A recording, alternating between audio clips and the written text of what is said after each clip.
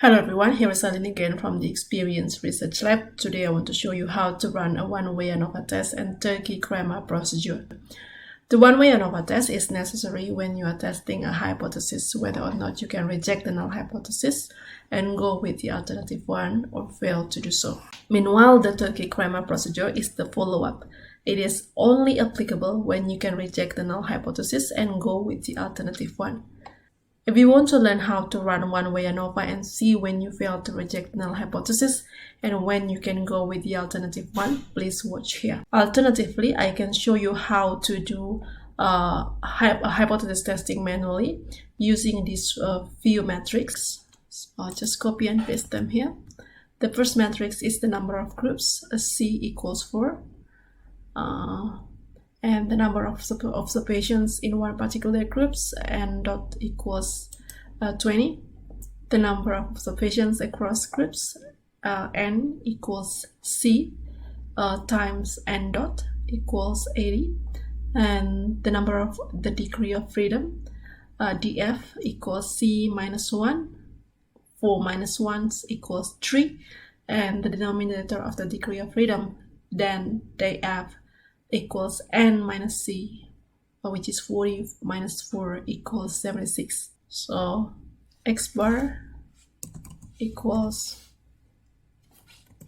average of this particular group.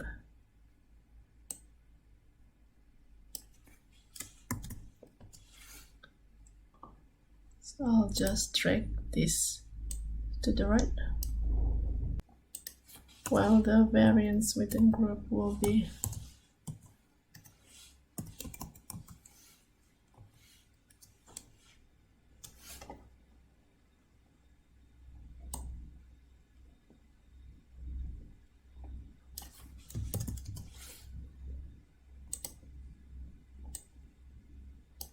I need to calculate the mean square.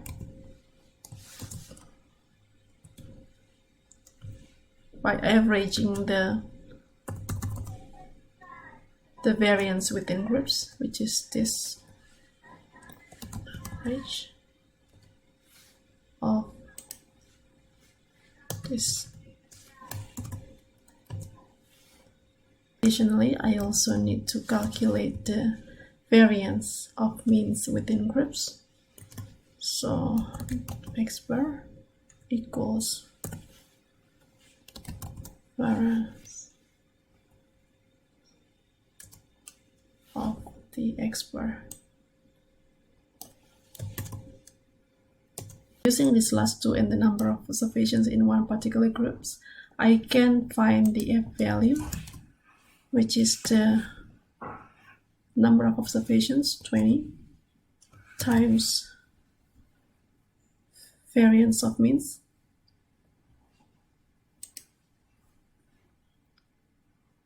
divided by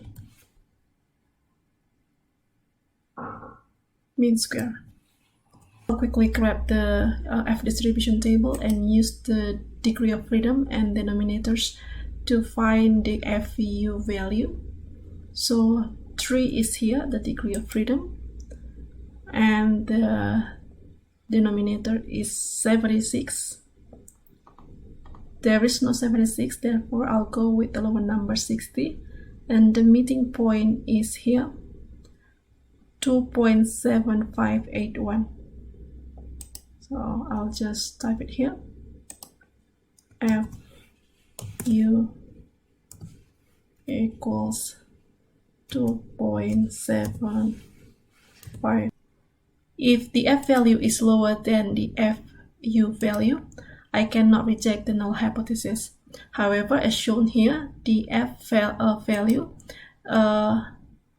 is bigger than the FU value, and therefore I can reject the null hypothesis and go with the alternative one. So it is confirmed the number of people across 4 age groups in 20 countries is different. At least one of those groups is significantly higher or lower than the other 3. Again, there are 4 age groups, 0 to 14, 15 to 24, 25 to 64, and 65 plus. And which one is the different one? To answer the questions, I need to apply the Tukey Kramer procedure. For this particular procedure, I need to grab the student types range Q table and use the degree of freedom and the denominator to find the Q value. So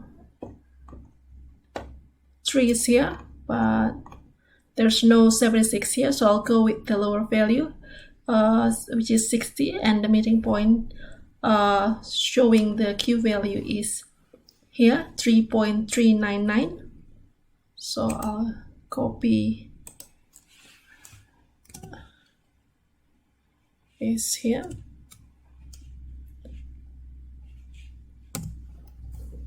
$3.399.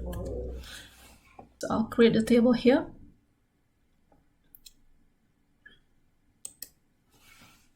The first column will be comparison, and then the absolute difference, critical range, and significant difference. So for the comparisons, I'll have age 0 to 14 against 15 to 24.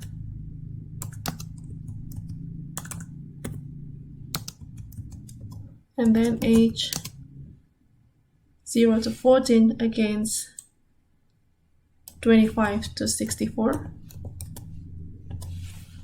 And age 0 to 14 again against age 65 plus. Now I'll compare the age of 15 to 24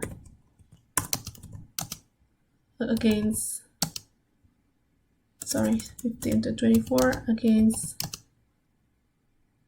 25 to 64, age 15 to 24 as well against age 65 plus, and age 25 65 against age 65 plus. I'll just quickly tidy this up just a little bit. Now I'll create a simple formula to find the absolute difference between each pairs of group. So absolute difference between the first group and second group will be this minus this, and then we will accept this one and this one.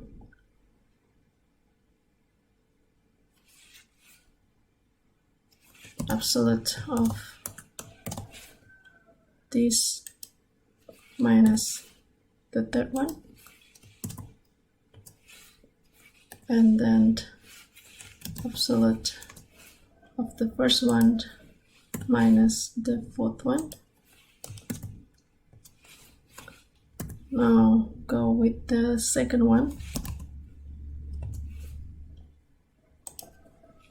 minus the third one. Almost there.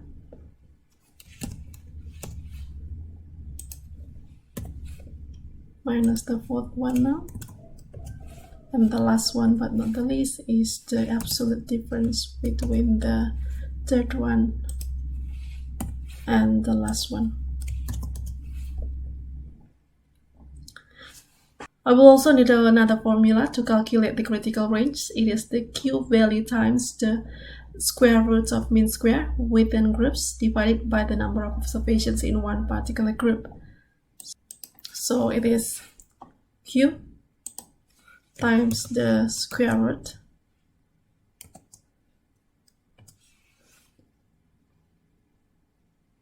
of this divided by number of observations, 20, equals.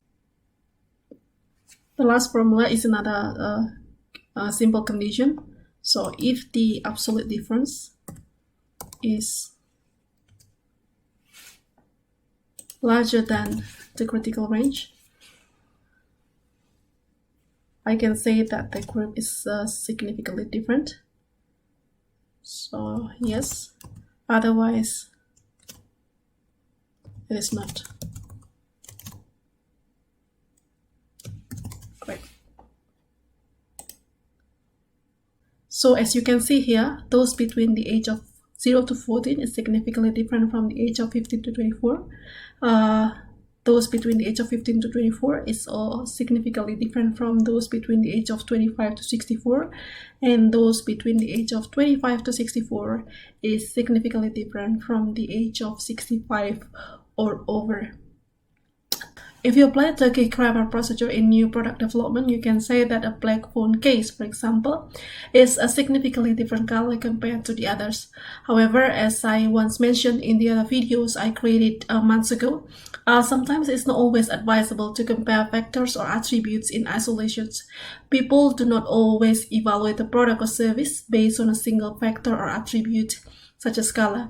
They do it based on a set of factors or attributes, while black is a significantly different factor. For example, you may want to see how it serves your purpose when combined with a particular brand, materials, and price options. I have created 3 videos on creating an orthogonal design, running a conjoint analysis, and reading the output of the analysis. Please check them here. If you want to learn more about data collection, manipulation, analysis, and visualization, please subscribe, visit our website, and listen to and watch our content. They're available in text, audio, and audio-visual format. See you in the other videos, and cheers!